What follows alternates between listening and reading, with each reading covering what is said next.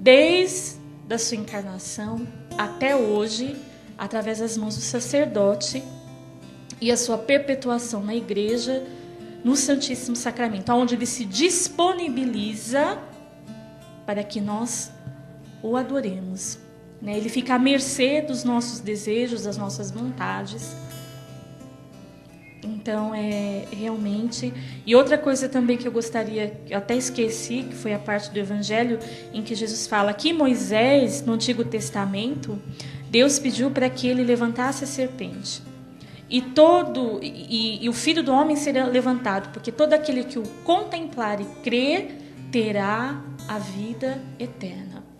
Deus, no seu eterno sacrifício, se deu a nós, abriu o céu para nós na sua morte, na sua infinita misericórdia, porque todo aquele que contemplá-lo também, na cruz, que também está no Santíssimo Sacramento, na Eucaristia, né, que é o Deus no seu sacrifício pascal, terá a salvação eterna. Não tem como estarmos diante do sol eucarístico sem pelo menos nos sairmos queimados, mesmo que aparentemente a gente acha que não foi tocado, mas a gente sempre é tocado, porque a gente está diante do sol, né, do Deus, do sol eucarístico, da luz eucarística, uma luz que não se apaga. Santa Teresinha viveu essa experiência, né, irmã? De ir até o sacrário, ficava horas, fazia seus momentos de oração, mas diz ela que não sentia nada. Exatamente. Né? Sentia, porque a fé não é sentimento, embora Santa Teresinha sabia perfeitamente disso. Porém, o que me chama a atenção na vida dela era a insistência que ela tinha com Deus, né? A perseverança. A perseverança, mesmo sem sentir nada, Deus ele age, né? Como a irmã falou, é impossível estar diante do sol e não se queimar. Exatamente. Bonito isso, né, irmã? É impossível estar diante do sol sem se queimar, mesmo quando nós não sentimos. Muitas vezes a gente vai ao sacrário, vai diante de Jesus sacramentado, achando que vai acontecer algo extraordinário, né, irmã? Exatamente. E de repente a gente sai frustrado porque acha que Deus não nos ouviu. Mas interessante quando a irmã diz que Jesus se coloca à mercê das nossas vontades. Isso é profundo, né, irmã? É verdade, porque Jesus na Eucaristia é o pobre dos pobres e ele se coloca para nós, a nossa mercê. Ele aceita ser levado para lá, para cá, né? Então, essa descida de Jesus, ela é uma grande prova de amor por nós, né? Então, ele está à nossa mercê em todos os sentidos. Queremos aproveitar esse momento tão gostoso de comunhão aqui com a irmã para mandar um abraço para o Vinícius, né, o Vini, sobrinho do Júnior, nosso editor aqui, que está no Mato Grosso nos acompanhando agora, né? Está trabalhando no Mato Grosso e está aqui mandando um alô, pedindo oração. Que Deus abençoe, meu querido. Que Deus abençoe o seu retorno, que a sua viagem seja tranquila, que Nossa Senhora possa te acompanhar, né, nesse caminho de volta. Amém? Amém. Eu queria colocar assim para a irmã que eu tive a oportunidade de conhecer, né, a casa de vocês ainda quando era aqui. Tinha uma casa masculina no Jaguaribe, não é isso? Uhum. E uma casa feminina que era no Viliara. Isso. Né, para os irmãos, para quem nos acompanha, que era a Fraternidade Toca de Assis. Pelo que eu entendi, então, porque a Fraternidade Toca de Assis ela não forma sacerdotes e nem freiras. Não, na realidade E na realidade o Instituto ele foi dividido em duas ramificações, masculina e feminina. Então tem as filhas da pobreza do Santíssimo Sacramento e tem os filhos da pobreza do Santíssimo Sacramento.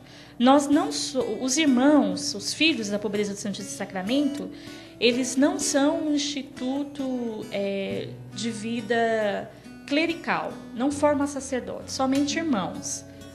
Então, também saiu da Fraternidade de Aliança Toca de Assis, que no início foi formada por nós, religiosos e religiosas, que éramos leigos.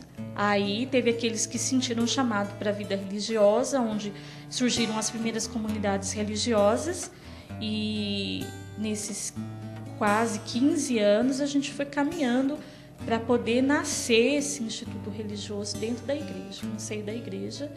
E a Fraternidade de Aliança Toca de Assis hoje, ela se dá, né, com os leigos de aliança, as pessoas que nos ajudam, que colaboram no trabalho com os pobres de rua, onde nós fazemos um trabalho junto com eles, fazemos as pastorais de rua, vamos até o pobre na rua, acolhemos também eles em nossas casas fraternas, onde eles convivem conosco, moram conosco, vivem conosco, né? Recebe todo o nosso amor, todo o nosso carinho e também resgata a sua dignidade humana e a da alma também, porque são filhos de Deus e nós, como católicos, a gente não procura um assistencialismo estéril. Nós procuramos a dignidade do corpo, a saúde do corpo, mas também a dignidade e a saúde da alma, que também é importante isso para os pobres. Um abraço para você, Sueli. Sueli, acho que é a esposa do Henrique. Deus abençoe. Grupo de oração Novo Pentecostes, da Paróquia Imaculada Conceição, que está nos acompanhando agora. Que Deus abençoe. Que nós vamos colocar sim a sua vida, a vida de toda a sua família, em oração. Que Deus abençoe a sua vida. Estamos com saudade de você. Sueli, ela é ministra de música, junto com o seu esposo, lá no grupo de oração Novo Pentecostes, acontece toda segunda-feira, na Paróquia Imaculada Conceição. Sueli Lopes? Não, Sueli e Henrique são da Paróquia Nossa Senhora Imaculada Conceição aqui do 18. São ministros de música, a esposa dela toca teclado, enfim, né? São pessoas muito abençoadas, muito usadas por Deus. Que Deus abençoe. Estamos rezando sim pela sua vida, pela vida do seu esposo e toda a sua família. Eu queria só, nessa conversa santa aqui, Ana Lúcia e irmã Verônica, eu queria perguntar para a irmã, aonde aconteceu sua conversão? Na realidade, a minha conversão ela ocorreu através... Eu tenho uma irmã, 2 anos mais nova que eu, e ela também é consagrada no Instituto de Vida Consagrada Filhas da Pobreza e Santíssimo Sacramento. Então, a minha conversão, o meu primeiro contato mesmo, foi num retiro de carnaval, onde eu participei em São Paulo. O padre Roberto tinha acabado de se ordenar e eu fui participar desse retiro. Não tinha noção, tinha noção básica, fiz a primeira comunhão, tudo, mas não vim de uma família católica praticante. Então foi onde eu tive o primeiro contato com a igreja, foi ali. Eu fiz a minha segunda confissão, eu tinha feito a minha primeira confissão na primeira comunhão, então eu tinha 26 anos. E comecei a caminhar juntamente com a minha irmã, que já estava há mais tempo na caminhada dentro da igreja. E foi num momento de perdão, em que nós estávamos num momento de oração, e eu me senti profundamente tocada pelo perdão de Deus, porque foi muito difícil a aceitação da caminhada da minha irmã. Nós éramos muito unidas e de repente ela começou a ter os costumes diferentes, novas amizades, e eu me senti um pouco enciumada, meio deixado de lado. Então a gente entrou num processo de atrito, mas quando ela me convidou para esse retiro, eu concordei em ir com ela, e nesse momento de oração de perdão eu senti o perdão de Deus na minha vida, e foi o primeiro contato que eu tive, foi com a misericórdia de Deus na minha vida.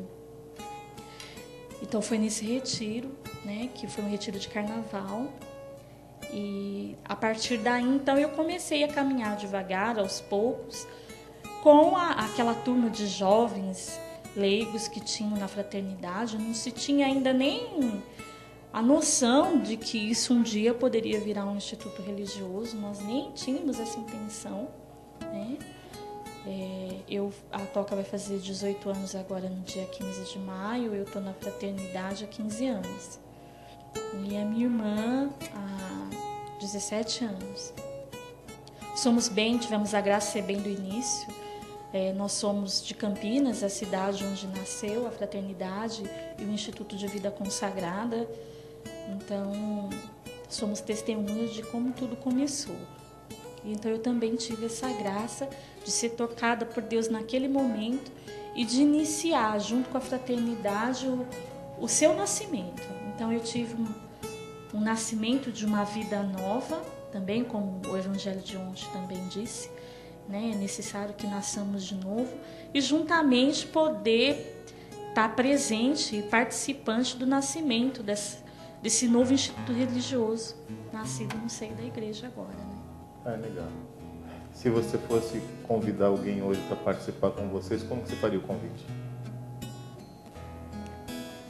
Para participar do instituto, da fraternidade. O seu chamado, a sua vocação. Como que você chamaria? Você olhando para alguém agora que está ali, talvez com o coração até apagado, mas com o seu chamado incendeia. Às vezes até com dúvida, né, Gilberto, quanto à sua vocação, porque eu confesso que eu fiquei muito atraída na época pelo carisma, né? Tanto que a minha escravidão foi feita lá, na casa feminina, quando eu fiz meus primeiros votos, há 10 anos atrás, foi lá. Então foi uma emoção muito grande para mim. Foi na Toca de Assis que eu fiquei um ano de deserto, mas assim, um deserto físico, porque interiormente Jesus estava muito comigo. E eu posso testemunhar que é uma casa de muito acolhimento. Qualquer pessoa que chega lá, seja irmãos de ruas que eles trabalham e acolhem, seja um leigo que vá para adorar Jesus, Jesus está sempre ali nos acolhendo. E eu tive essa experiência. Então, assim, só que como eu já era casada na época, não me competia. Infelizmente, acho que o marido chegou primeiro, né, o outro esposo que não era Jesus, né, irmã? Mas para quem está em dúvida quanto à sua vocação, quanto ao seu chamado, né, acho que seria interessante então, isso. Tá, como eu falaria? Então eu diria assim, a você que está nos assistindo aqui hoje, peça a graça a Deus de se deixar levar pela graça do Espírito Santo, você que está em dúvida, você que procura discernir a sua vocação. Se abandone na graça do Espírito Santo, se permita nascer de novo da água e do Espírito, porque é Deus que vai te conduzir aonde Ele vai querer te levar. Então peça essa graça de ser conduzida pelo Espírito Santo, se deixar levar. Peça a graça do dom da fé.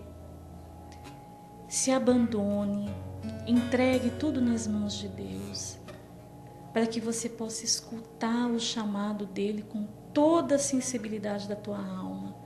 Peça a graça da abertura do coração, que Deus derrame no seu coração a coragem de tomar a decisão que você precisa tomar neste momento, a resposta que você precisa dar a Deus. E não temas, não tenha medo. Seja lá qual for o chamado que Deus faz na sua vida, já agradeça desde já a graça de ter a consciência desse chamado à santidade, a qual todos nós, como filhos de Deus, somos chamados a essa primeira vocação da santidade. Peça a graça de Deus no discernimento da sua vocação.